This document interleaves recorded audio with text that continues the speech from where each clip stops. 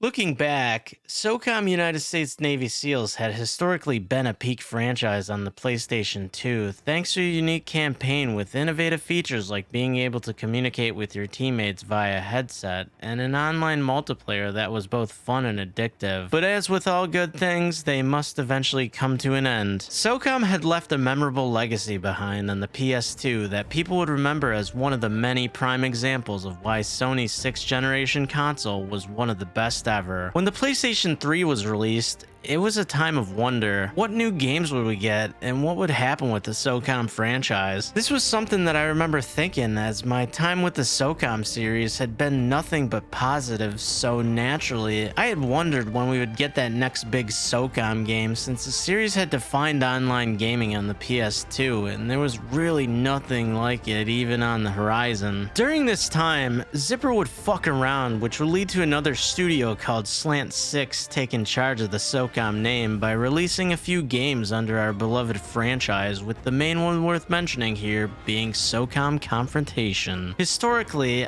I don't think this game was received all that well, but I don't think it was too bad. It was a SOCOM multiplayer game with a bunch of customization and redesigned maps, along with some new ones. And despite all the fucked up shit that went on with SOCOM Confrontation during its beta and initial launch, it was still a pretty solid online experience, though the issues would inevitably hurt it in the long run. Unfortunately, it wasn't enough to hold people over, with many still wanting another SOCOM game from Zipper Interactive. Sadly, this wouldn't come until way later, with Zipper releasing a game called MAG. Now, if you're wondering what the fuck this is, well, it was an MMO first-person shooter that allowed 256 players to be in the same game at once. But I'm not here to talk about this shit, because while it was an interesting idea, I couldn't give a flying fuck about it then, and I still don't to this day. But that's besides the point, because we're here to talk about SOCOM 4, Zipper's 2011 return to the franchise. And holy shit, it's fucking terrible. Dear PlayStation, got any tips for SOCOM 4? One word. Teamwork. It makes the dream work. It saves your keister. Hello, gorgeous. You're an elite squad of Navy SEALs using coordinated attacks, airstrikes, and stealth kills. That's what it takes to save a nation in the middle of a revolution. Teamwork. Affirmative. Remember, you're only as strong as your weakest link. Butler!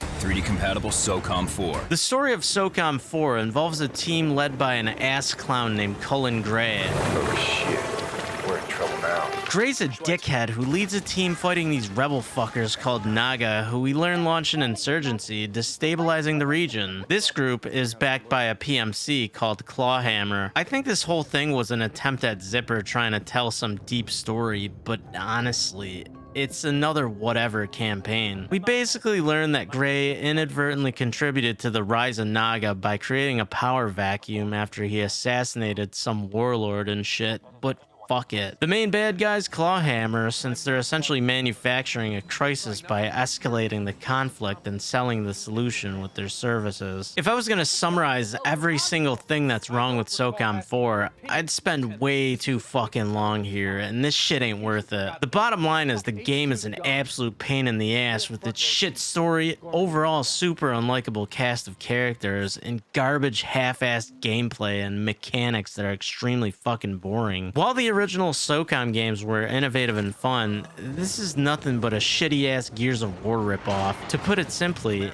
it sucks dick. In the game, it's mostly just you shooting shit with Gray. Every so often, however, the game tries to switch it up, and you get these terrible stealth sections with the girl referred to as 45. Her sections are easily the shittiest because of how broke the game feels. It's inconsistent as fuck, and it's easy to get spotted, even if your stupid-ass sight meter isn't anywhere remotely close to being full. I'd say that failing this dumbass shit would have been the worst point of the game, but then you got these fucking sections with a helicopter that does nothing but cremate you, and a boat that made me want to slam my PS3 through a fucking wall. But surely there has to be something good about SOCOM 4, right? Well, the guns are pretty cool, and I love how beast they all sound.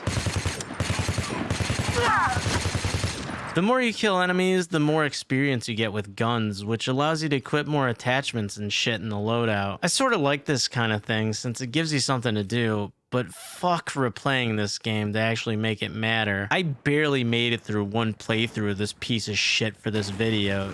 You couldn't pay me to play through it again. So like I said, game is a shitty cover-based shooter with ugly-ass graphics, a boring campaign, and a fucking terrible multiplayer that didn't really add anything notable to the table and instead rips off other games that did all of this shit way better. The game did have one cool thing about it, in that you could use the PlayStation Move sharpshooter gun to play it, but is it really worth it? Not quite. In a way, no matter what was done, it's hard to not look at SOCOM 4 as an unremarkable game that was destined for failure. Zipper did SOCOM fans dirty by shitting this game out wearing the skin of the SOCOM name. It was a fucking garbage game that was nothing like the previous entries and did more harm than anything else. And with the rise of Call of Duty, there was absolutely no fucking reason to actually give a shit or play this game at all. And that's where the series would die. Zipper Interactive would release another game a year later called Unit 13 before Sony would pull the plug on the company, closing them down for good. A sad end for a company that created easily one of the best tactical third-person shooters ever made and a pioneer for online gaming on the PlayStation 2. It's also worth mentioning that SOCOM would be brought up during a 2025 Sacred Symbols interview with former Sony Interactive Entertainment, previously called Sony Computer Entertainment, President Shuhei Yoshida, admitting that Sony was aware of people wanting SOCOM back, but were too much of a bunch of little fucking bitches to bother. But we discussed internally, and SOCOM actually, I never discussed this, but had some challenge in the, theme and topic as well. Because it was like a U.S. Navy SEALs going to the other country, Right. and they are back people in other country, and your mission is to, kill them, right? Yeah, like go to some third world country and extract someone or whatever. So it works well for the American people who are, patriot. But if you live in these countries, how would you feel, right? Right. You know, we got war crimes and shit in Call of Duty, but playing as a Navy SEALs doing squad operations like in the old games is a no-no. Yeah, fuck that.